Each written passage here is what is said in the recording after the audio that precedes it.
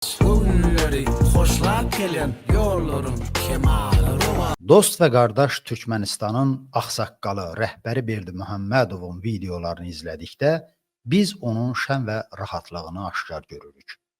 Bizim Türkmənbaşı, sizə deyim, ona əməllicə paxıllıq edir. Fikir verin, bizimki daim narahatdır. Elə bil ayaqqabısı, bəzən də pencəyi onu sıxır. Gülüşü də alınmır, qaşqabağı da.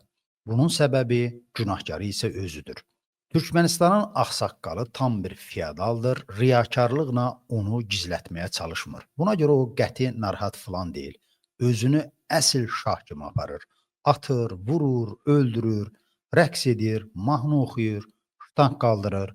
Ona bunları irad tutanda da heç vecinə də olmur. Deyir, siz dəlisiniz, demokratiya nədir, Avropa nədir, insan haqları, söz azadlığı. Sən Allah, bunları qoy o tərəfə, gəl at çapaq, güləşək, mey süzək, adam asaq və s. Bizimki isə həm şah olmaq istəyir, eynən Türkmənbaşı kimi.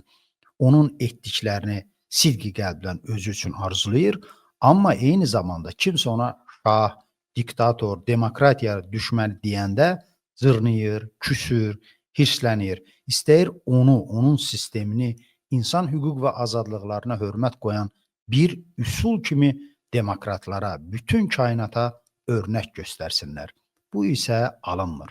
Necə deyərlər, müəllim, iki yoldan birini seç. Ya azad ol, ya da Xəzəri o yana keç.